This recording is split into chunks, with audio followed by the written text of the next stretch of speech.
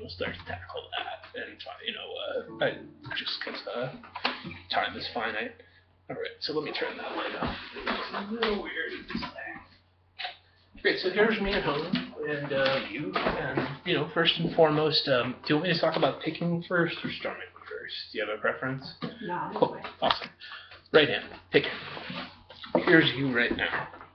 These two here, this one like this, like that. And you did that so that you could see your fingers and feel locked in. We're going to achieve the same feeling of being locked in by laying your thumb flat on the bass string like we talked about, including this part of your thumb. Or, maybe a little bit like this, but certainly not like that.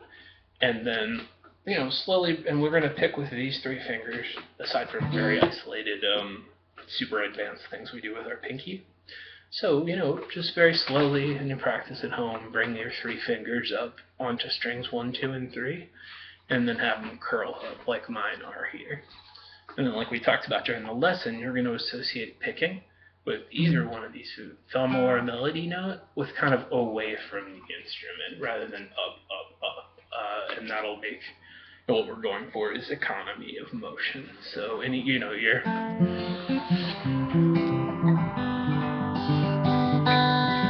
pretty much your hand just chills there. So you might feel a little bit like, I miss my anchor.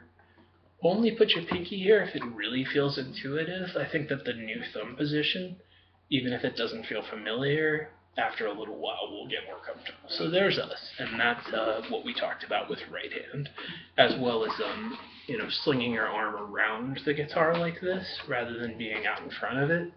And it enables us to be in this position. If I was in the position you usually use, it's pretty tough to get into this position without our wrist being uncomfortable. So yeah, just boom, like that, along those lines.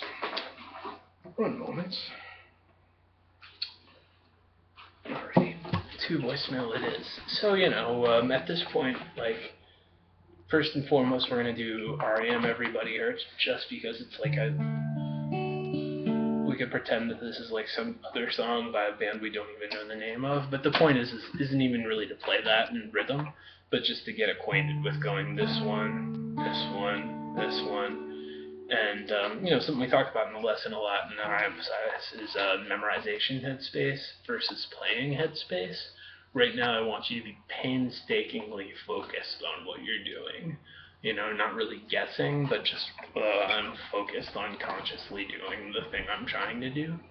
And just go for one good attempt. What are the chords for Everybody Hurts? Oh yeah, totally, no problem. So yeah, it's D to G. That's all we're doing, and either G is cool. And I'll write that down if it's not memorable, but yeah, just D and G. And the reason we started with that, as opposed to anything else, is because it's when we're on 4 adjacent strings that this technique stuff becomes more important. Because we're in this position, your index finger is going to run into your thumb and so forth.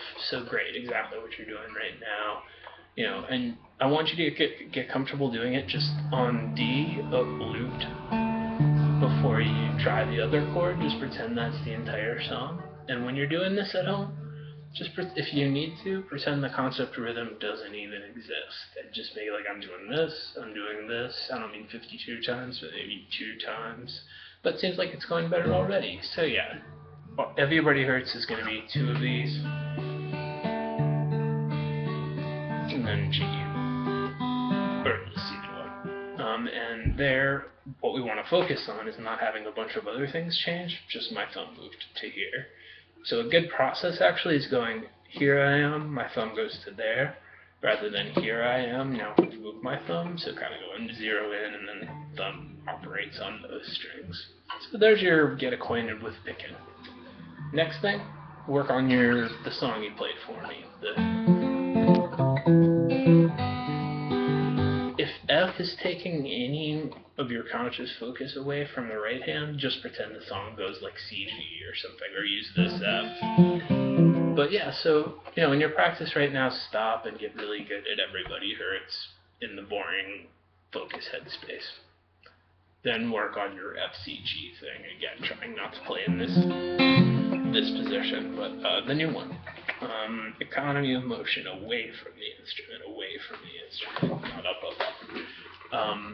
And, you know, there we go. So there's right hand. And we're at like 5 minutes into your video, and I'm going to discuss right hand further. Well, main key concept with strumming that we talked about was the wider range of motion, so that we hit all the strings with the same amount of velocity, or what we term attack in, you know, in playing. I've just hit this with a lot of attack. Just hit this with not a lot of attack.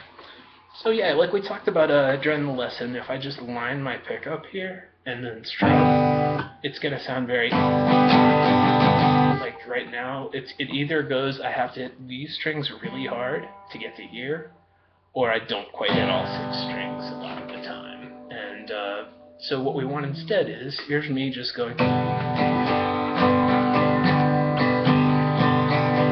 So this is an identical hand movement to what you usually do.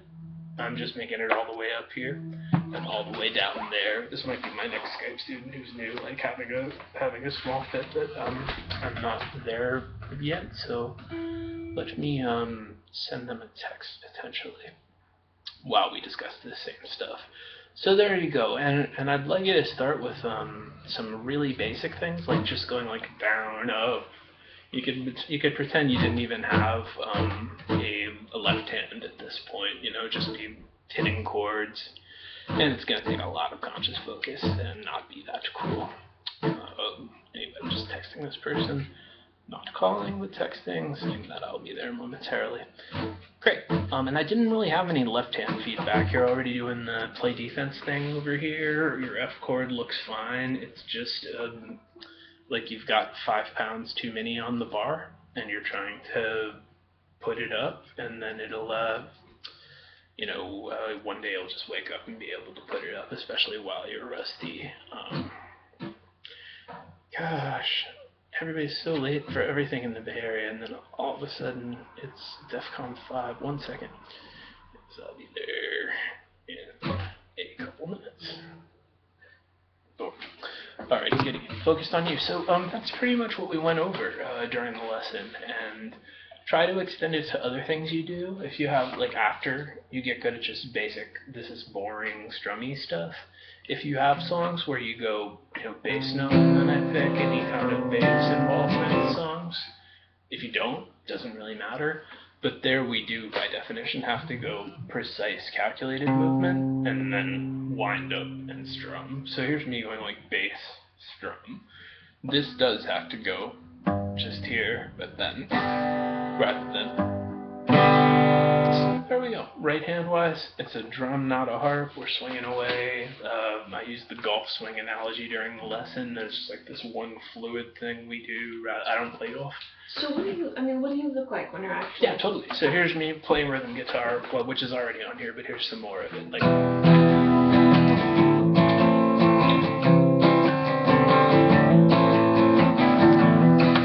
making sure not to really do anything.